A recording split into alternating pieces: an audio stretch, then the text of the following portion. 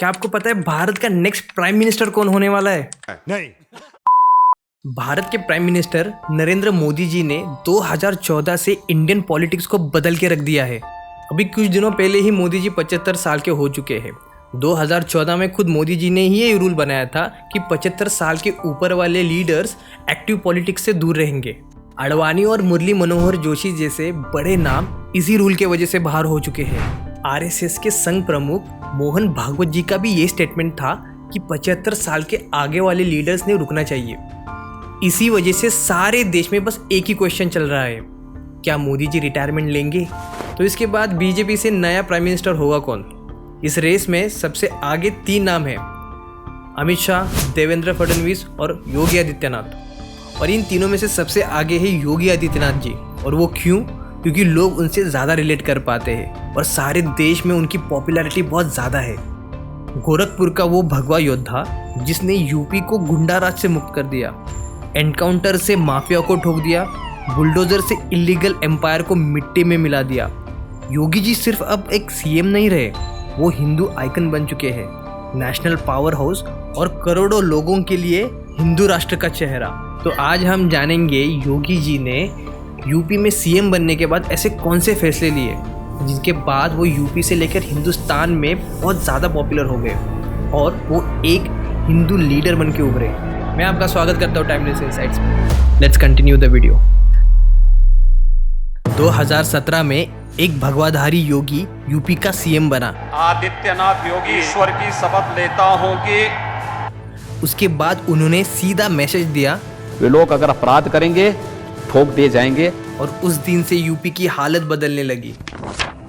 विकास दुबे जो कि कानपुर का एक सबसे बड़ा गैंगस्टर था, जिसके ऊपर मर्डर, लूट, किडनैपिंग जैसे 60 से भी ज़्यादा केसेस थे। जुलाई 2020 में उसने कानपुर के बिकरू गांव में पुलिस टीम पर हमला करके 8 पुलिसमैन को मार दिया। उसको मध्य प्रदेश के उज्जैन में महाकाल मंदिर से पकड़ा गया। जब उसे कानपुर लाया जा रहा था, पुलिस ने बताया कि गाड़ी पलट गई और विकास दुबे ने पुलिस से गन छीनकर भागने की कोशिश की। एनकाउंटर में उसे मार दिया गया, लेकिन सब लोगों का यही कहना है कि ये एक प्लान एनकाउंटर था। मुख्तार अंसारी जो पूर्वांचल गाजीपुर का एक बड़ा बाहुबली था और ऊपर से मर्डर, किडनैपिंग, एक्सटॉर्शन और लैंड माफिया जैसे क्रिमिनल केसेस। फिर भी वो 5 साल एमएलए बना। अप्रैल 2024 में मुख्तार अंसारी की जेल में ही मौत हो गई। ऑफिशियल रीज़न हार्ट अटैक बताया गया, पर उसके परिवार ने पॉइजनिंग का इल्ज़ाम लगाया। फिर बारी आती है अतीक अहमद की, प्रयागराज का सबसे बड़ा गैंगस्टर जो नेता बना। कोर्ट में जाने से पहले मीडिया से बोला था, मुझे डर है कि योगी सरकार मुझे एनकाउंटर में मरवा देगी। और कुछ दिन ही बाद असद झांसी में पुलिस एनकाउंटर में मार दिया गया। फिर एक रात पुलिस एस्कॉर्ट के बीच मीडिया के सामने अतीक और उसका भाई अशरफ को पॉइंट ब्लैंक रेंज से गोली मार दी गई। ये घटना पूरे देश में शॉक थी और लोग बोले अतीक का डर सच हो गया।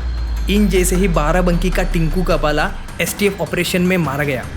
The gangster Tinku Kapla had a bounty of 1 lakh rupees and according to the police, 27 cases of murder and robbery. This comes a day after Uttar Pradesh Chief Minister Yogi Adityanath made a big statement on law and order saying that his government will have zero tolerance towards criminals. Lucknow का Bangladeshi gangster Hamza और कासगंज का मोती सिंह जिसने constable की हत्या की थी, इनका भी एनकाउंटर कर दिया गया। योगी के सीएम होने के बाद 12,000 से ज़्यादा एनकाउंटर्स, 207 बड़े माफिया ख़त्म, 7,000 से ज़्यादा गिरफ्तार। इसके बाद तो क्रिमिनल खुद ही सरेंडर करने लगे, बेल एप्लीकेशन वापस लेने लगे। दशकों से चल रहा पुराना माफिया राज योगी सरकार में धीरे धीरे ख़त्म हो रहा है। योगी आदित्यनाथ वो सीएम हैं जिन्होंने एनकाउंटर का तो पूरा ट्रेंड ही बना दिया।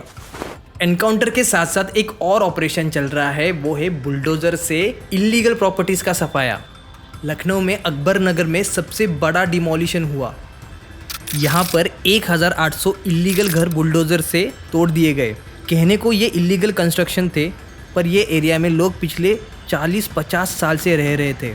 एक दिन सुबह सुबह बुलडोज़र आया, पूरा एरिया खाली करवाया गया। 35,000 से ज़्यादा लोग बेघर हो गए। महिला, बच्चे, बूढ़े सब सड़क पर आ गए। लोगों ने सड़क पर प्रोटेस्ट किया, पुलिस से टकराव हुआ, लाठीचार्ज भी हुआ, लेकिन बुलडोज़र नहीं रुका। इसके बाद बरेली के एमएलए शहजील इस्लाम ने योगी आदित्यनाथ के खिलाफ स्टेटमेंट दिया, उनके मुंह से गाली निकलेगी तो हमारे बंदूकों से गोलियां निकलेगी। ये धमकी के बाद उनका पेट्रोल पंप गिरा दिया गया और योगी ने दिखा दिया अब किसी का गुंडा राज नहीं चलेगा। वाराणसी के ग्रीन बेल्ट पर बने लग्जरी होटल्स, आजम खान का 40 लाख का उर्दू गेट, ये सब अब धूल में मिल गए हैं। इस सब को देखकर लोग सिर्फ एक ही नाम ले रहे थे, बुलडोज़र बाबा। आगरा के मुगल म्यूजियम को छत्रपति शिवाजी महाराज के नाम से बदल दिया गया। ये एक मैसेज था कि इस मिट्टी के असली वीर पुरुष छत्रपति शिवाजी महाराज को उनका असली सम्मान मिलना। ये योगी जी का स्टाइल था कि जो गलत इतिहास बताया गया था उनको पहले सुधारो। ज्ञानवापी और संभल में मस्जिद के पास दंगे हुए कि यहाँ पहले मंदिर था या मुगलों का यहाँ मस्जिद था। इसको लेके कुछ लोग कोर्ट तक चले गए और फिर जाके कोर्ट ने सर्वे के लिए आदेश दिया, जिससे ये पता चलेगा कि यहाँ पे मंदिर था या मस्जिद। अयोध्या में जब बात राम मंदिर बनाने की आई तब योगी जी ने कमाल ही कर दिया। 2019 में सुप्रीम कोर्ट का फैसला आया और योगी जी ने जोर शोर से काम शुरू किया। भूमि पूजन हो या सिक्योरिटी, रोड बनाने हो या दुनिया भर के भक्तों के लिए अरेंजमेंट्स या फिर एयरपोर्ट, योगी जी ने सब संभाला। 22 जनवरी 2024 को जब राम लल्ला की प्राण प्रतिष्ठा हुई तब पूरे देश में फिर से दिवाली जैसा माहौल बना। और अगर आप राम मंदिर के बारे में और जानकारी चाहते हो तो ऊपर दिए गए आई बटन पर क्लिक कीजिए। ये है योगी आदित्यनाथ जी, जो अब सिर्फ सीएम नहीं रहे, वो बन चुके हैं पूरे देश के हिंदू आइकन। उन्होंने यूपी से गुंडा राज खत्म किया, राम मंदिर का सपना सच किया और हर हिंदू के अंदर गर्व का एहसास जगाया।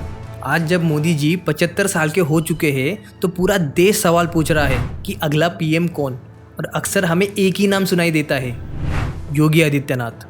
योगी जी वो चेहरा है जो बीजेपी को आगे ले जा सकता है, एक हिंदू आइकन जो बीजेपी का हिंदू राष्ट्र का सपना सच कर सकता है। लेकिन आप क्या सोचते हो, क्या योगी जी को नेक्स्ट पीएम बनना चाहिए? क्या भारत को हिंदू राष्ट्र की तरफ बढ़ना चाहिए? Let me know in comment box की आपकी क्या राय है इस बारे में। तो इसी के साथ हमारा ये वीडियो ख़त्म होता है गाइस। इस वीडियो को लाइक कीजिए, कमेंट कीजिए, शेयर कीजिए और सब्सक्राइब भी कीजिए। तब तक के लिए जय हिंद दोस्तों।